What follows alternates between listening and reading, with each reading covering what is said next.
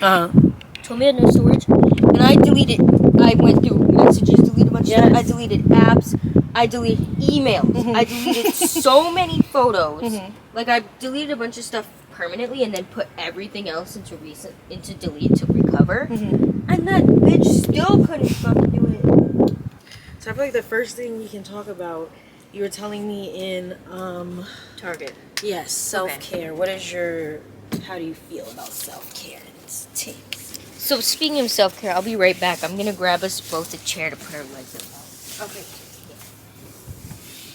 Yeah. But yes, so, the self-care. What I was thinking about when we were talking about it before is that I think of taking like a long everything shower, shaving, or like doing a hair mask, and maybe like exfoliating, and my morning routine of like facial massage and washing my face and all that. That I consider pampering specifically. Because for me, what I do, I've kind of adopted, I think I've done this for a while, but specifically adopted the mindset of what I'm about to explain. So cute. Recently, that I treat my life like a self-care routine. So I'm going to work, and for me that's self-care because I'm making the money that I'm gonna use to afford the products I use for my pampering, and to put food in my belly, and to be able to afford to do the things that are gonna make me happy, like go on a trip to an island, like that. To me, making that money to do those things. Can you go? If you like it. I don't want to hurt you, my love. I just want you to go. You can't sit here. You can't sit here. You can't sit with us! Okay, see. So I consider my whole life as a self-care practice. Because everything I'm doing for the care of myself. Like, I'm putting good things in my body. Like, eating right is self-care. Going to sleep, like having a good sleep schedule is self-care. Limiting when I go out and stay up late is self-care. Having a job and making money is self-care. And I feel like that's also a way to kind of, in a way, romanticize your life. And like have a positive view on things, because then, let's say one day you just really don't want to go. You're like, I'm doing this for me, like this is my choice, it's for my own good. So I'm editing right now, and I realized the wind is pretty loud. I didn't have my wind mic on at the time, because it falls off pretty easily in my bag, and when it falls off, I just don't put it back on. But don't let the wind deter you, okay, T? It's a really good conversation. So, T, the whole video may be like this. The whole video will be like this, okay? Because my wind mic wasn't on, T. I like that, because it goes back to, like, perspective and mindset. If we're viewing, like, working as something we have to do, taking choice out of it, because, like you said, this is a choice. It's easy for you to be, like, for it to be perceived as a negative thing. Like, I have to do this, I don't have a choice. If I don't do this, thinking of all the things that you'll lose. But if you go into it like, I'm doing this because all the things I will gain, I'm doing this so I can fund my pampering, I'm doing this so that I can feed myself. Like, it just changes your perspective and your relationship with it too. But I like that, because I've never heard anyone say, like, my job is part of my self-care. So that's T. I like that perspective. Right? Because it's like, usually you're thinking of your job as like, you're going and spending all this time to do something for somebody else, but really, at the end of the day, like, you are doing that for you to make the money. You wouldn't do that if you weren't getting it. Like, obviously, okay, when we're talking about capitalism and shit, if it wasn't here, you know what I'm saying, that wouldn't even be a thing in general, but it is. It's here. Yeah. It's a reality. Right. So now what are we going to do? We're going to work with it. Like, literally. Yeah. That's T. Yeah. And the way you put it, too, is like a lack mindset versus an abundance mindset. Right. Like, the first one you mentioned, this is when you're thinking about the consequences and what will be taken from you, you're thinking about lack. Right. Rather than thinking about what you're going to get. Like, if you're thinking and moving from scarcity, that's what you're going to get, like, scarce results. Yeah. Like, you're going to get a scarce relationship with self. Right. But if you're moving and thinking and living from abundance, that's what you're going to get. You're going to have an abundant relationship with self. Mm-hmm. You can trust that you do have access to abundant resources. Kind of like what Erin was saying, like when it comes to money, I'm always going to be good. That's right. a mindset, literally. Yeah. Like you have to believe that I'm always going to be good. And think about it, you're always taken care of, even when our checking accounts is getting low. Right. Like oftentimes with me, like I'll take on all this anxiety, but it's like, what are you anxious for? You went out, you got all the things that you needed, you bought things that you felt as though you deserved. And while it might drop in the number in your account, you're still fed, you still have a roof over your head, so many other things to be grateful for. Why are you pressed about the numbers? At what cost? That's something that my, when I was in I was writing about this. 11th grade, I think I had like a global teacher who had like signs up on his wall that said at what cost, because it's like, that's what matters. It's like, at what cost to you is this, that, or the third going to be? I'm writing that one. That makes me think of too is viewing money as cyclical. Like yes, when you spend it, it's not just gone. It's gonna come back because you're working. Like I'm right now. I forget that. Like literally in those moments, I'm not thinking. Literally could be at work. Yeah, but you're making money right now. Yeah, like, precisely. Like right now, I'm like a little bit like, oh my gosh, like my checking account, whatever. But I'm gonna get paid on Thursday. And literally, like, it's coming back. I'm good till then. So that's when I'm like, no, I actually can afford this because I feel like I can't, but I get a paycheck every week. Right. That I have anxiety about is how I rest and like viewing work as this like draining thing. I need to make sure I'm resting to recuperate for the time and energy that I've spent there. But I had to realize I have to be open to like the changing definition and ways in which I can get rest. Because in my head, like believing that me being like an introvert is an absolute. I'm like, I'm going over here to chill with you, but how am I going to rest if I'm going to be with another person? I'm still exchanging energy.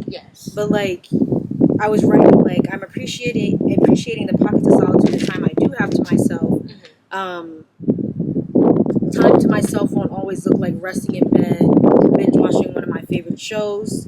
It's ever changing to meet my current state, and I feel like being here with you right now, I needed this. You know what I'm saying? And that's ever going to be changing. And the rest that you do seek for yourself or find for yourself, it's going to match where you are at that moment. It reminds me of like this night that like my friend wanted to hang out, and I wanted to hang out with her, but it was like some certain moon. It was a full moon in something, and I had the house to myself. So I'm thinking about whether or not to hang out with my friend, and but I have to like. I'm like I need to like do something like worship the moon and like be in solitude. Like I'm thinking I have to do that, and I'm like, but I actually want to hang out with my friends. So wouldn't it be more in honor of the moon to just do what's right for me and have a good time with my friend and like make this nourishing soup we're planning on making, you know, which is what I ended up doing. I think sometimes in those moments also I think about my relationship with control, and I'm like, I don't want to be with other people because I can't be in control of them. Like, if I want to do this one thing, what if they don't want to? Stuck in this what if. But it's like, what if you proposed it? And they were also open to doing this. So now you get to spend your time with someone that you do enjoy spending time with, doing something that you wanted to do. But you wouldn't have known if you just sat with, they're not going to want to do this, so I'm not going to hang out with this person because I need to do this by myself. And I don't want to change the plans that I already have created for self. Like, sometimes it's just a thought that is stopping us and just a thinking. And we haven't even got there yet, but the anxiety behind it, and then making assumptions as well, like, you have to get comfortable with trying. It's always worth asking. Always. You just never know.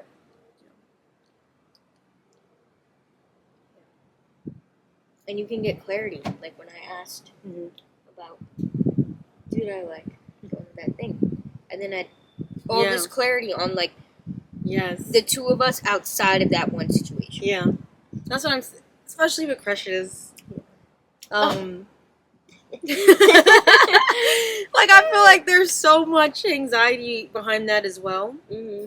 But like, I rather get a no. Like, I'd rather be rejected. Like, I'd rather, like you said, have that clarity, like that answer, so I know moving forward. Because if you didn't get that answer, you would be in your head like, oh, what about this? Would this happen? maybe it could, but like you putting yourself out there, you got your answer, and you're able to move accordingly after that. So T, I can't wait to have another crush. Yeah, they're so fun. I want to have this intense crush, but like nothing happens. Yeah, it's like fun. It's fun.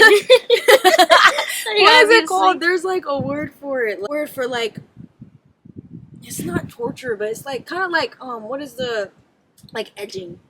You know, edging in sex, like like you don't know when it's gonna come, but you know it's coming, but you don't really know. I feel like that's how it feels with a tension, crush. Yeah. Yes, again, that tension. Yeah, no, that's more exciting to me than actually having it. Like I love the tension. Right. So me too. It's like I want things to progress, but it's not like for other people having a crush is torturous because one, the anxiety, like mostly the anxiety, not knowing like all that, and like for a lot of people, if they had a crush as long as I have, as intense as I had, it might be intense because they really, you know, like sometimes it is intense, but in a way that's because I am a passionate person, I don't mind feeling intense feelings. Yeah. And I'm not easily sad or angry.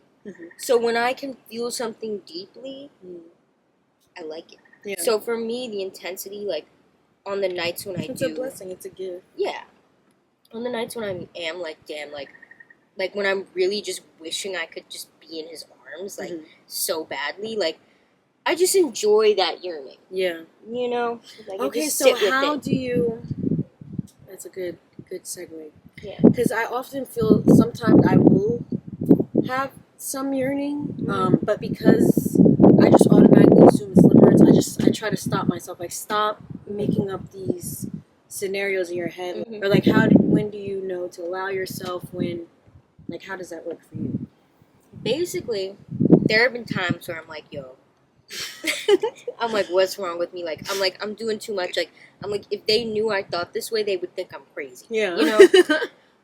But I remember reading online, I was like doing some research into crushes and the psychology of it and like what's actually happening in your brain. So I'm always very interested in the actual like chemical things happening in your brain around like normal human phenomenons. Like the way you get all nervous around a crush. Like your brain is actually kind of like shutting down a bit and you don't know what to do. Yeah.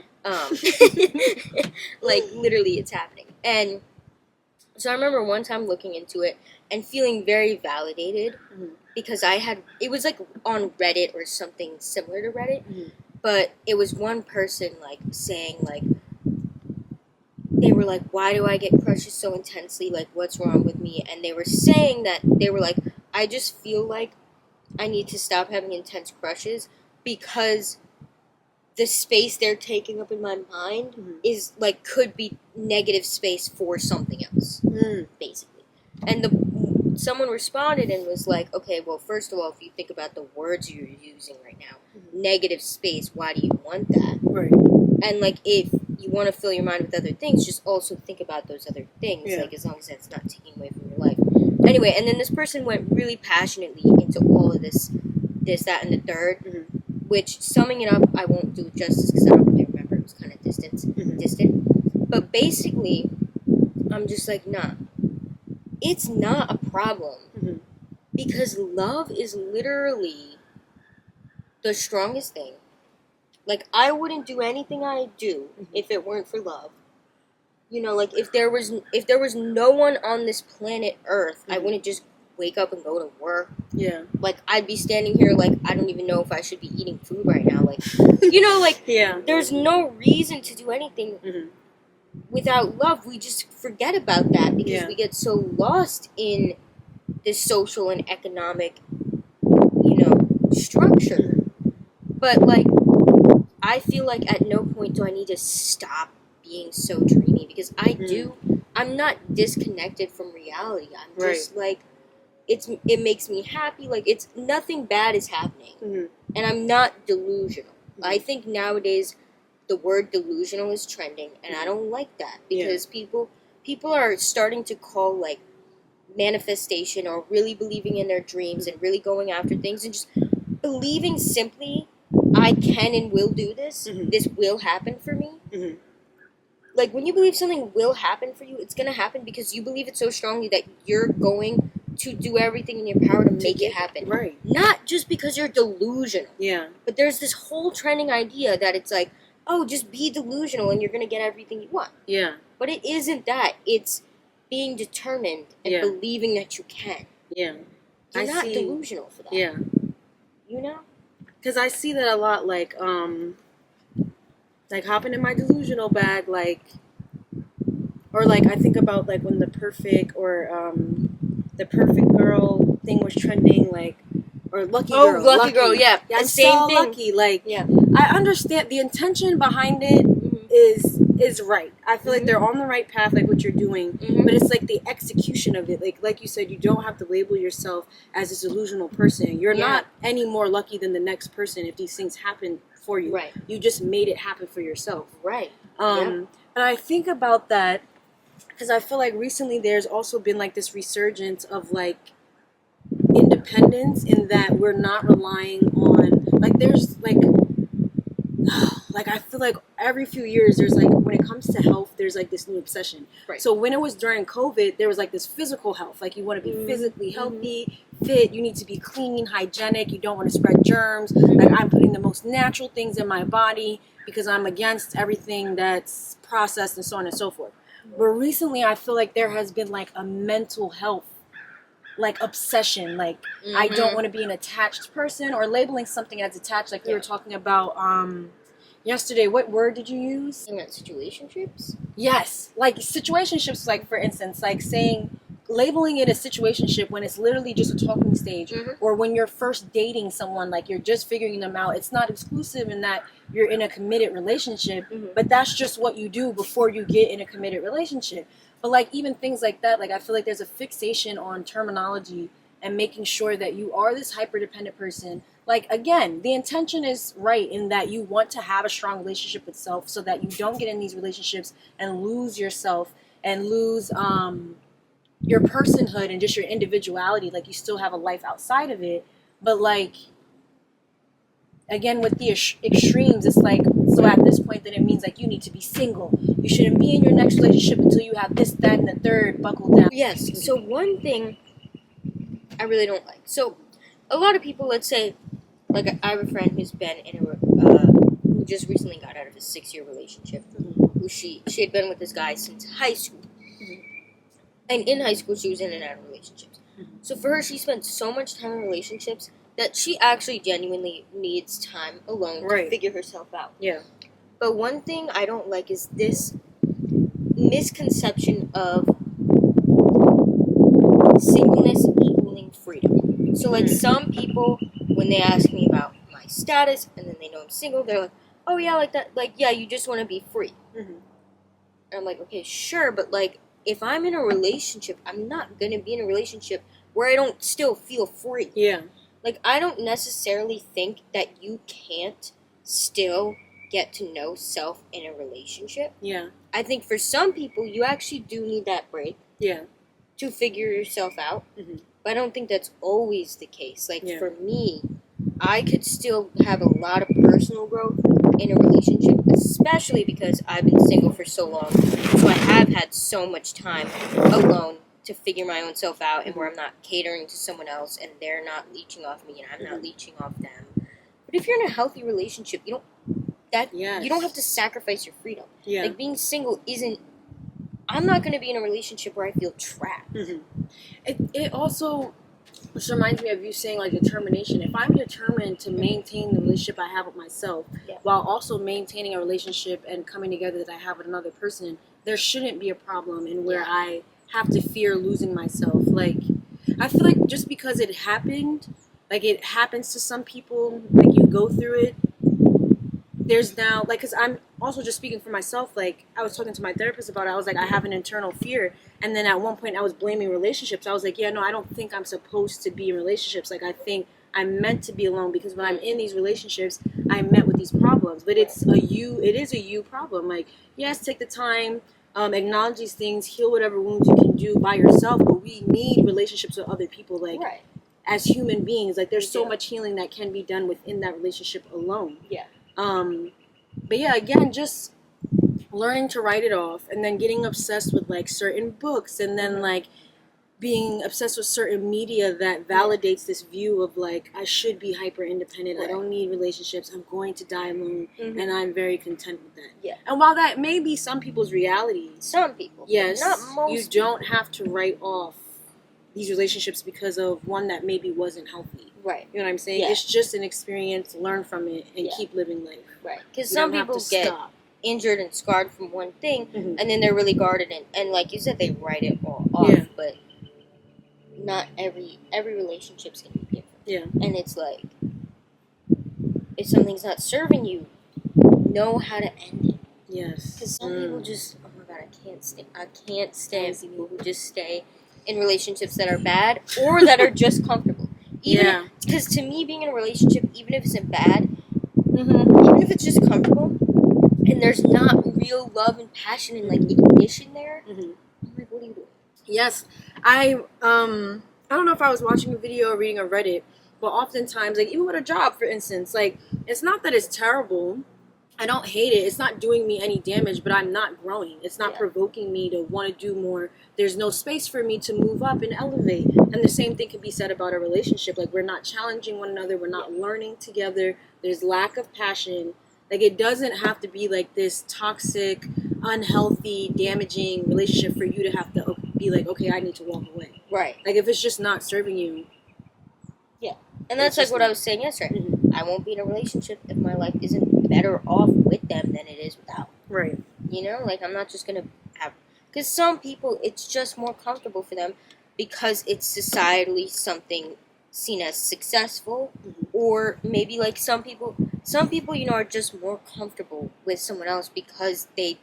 Like, I don't feel lonely alone. But some people, that's something they struggle with. So they just feel better if they have somebody. You know? But that's because they're not secure enough in themselves. Like, if you need somebody, then you don't like yourself alone. Like, that's too. You know? And then I feel like you think getting in that relationship will help you, but I feel like when I was at that point where I didn't like being by myself, I didn't like myself, I would be in these relationships, now I'm projecting onto this person, and I'm thinking, I don't like this person. Bitch, you don't like yourself. Right. Like, that's the problem. You don't fucking like yourself. Now you're in this relationship with this person, kind of stringing them along because you know where you at and what work needs to be done, and this is not going to help you right now. You can't show up as your best self to utilize this relationship as something to grow from. Or maybe you needed that relationship to show you that you're not there with yourself. Right. And then walking away. Yes. Once you've found this information, you can go. Yeah. Yeah. Exactly. That's such a big thing. It's so simple, but so true. When you just be you, you're going to attract exactly what you need. Yes. Yeah. And time again, that has been proven. Right. Just gotta trust it, gotta believe it. I was talking to a friend about talking to strangers, and she was like, oh yeah, I guess I just don't really care to engage in conversation because I know I'm not going to further a relationship with them. And I said, yeah, that makes sense, but for me, I'm not talking to a stranger thinking about what might come after, what it could be. Outcome. I'm not thinking the outcome. I'm just genuinely, for one, curious about people, curious about human behavior. I find people very interesting, so I like to kind of just see what, I'm just curious for one. It's like opening a book. And then for two, regardless of the outcome, I'm practicing my own social skills. You know what I mean? Like, I told you before, I used to be really nervous talking to people I like. And like, as I've said, I've liked the same person for a while, so I don't know, maybe if I got a new crush, it would feel that way again. But like, with the past two crushes I've had, I really was like, I've been just practicing, like, approaching them as calm as possible so I'm not all nervy and red. And then also just talking to strangers the same way like you would I would talk to them. Right. So, like, for me, it's really hard to tell if I'm flirting. There's going to be very subtle differences. But overall, just practicing having charisma. Yes. Being charismatic. And courage and confidence. Right. Courage, confidence, charisma. Because that's attractive. Yes. Confidence is very attractive. Oh, no, it really is. And when you have those three things... The 3 C's. The 3 C's. When you have the 3 C's, it can be hard for other people to discern if you're flirting with them or not, because, like, on some level, you're basically flirting with everybody. Yes. But not in that way. It's just your charisma. I feel like a lot of people are like, I don't flirt, I'm friendly. You're flirting. But, like, I feel like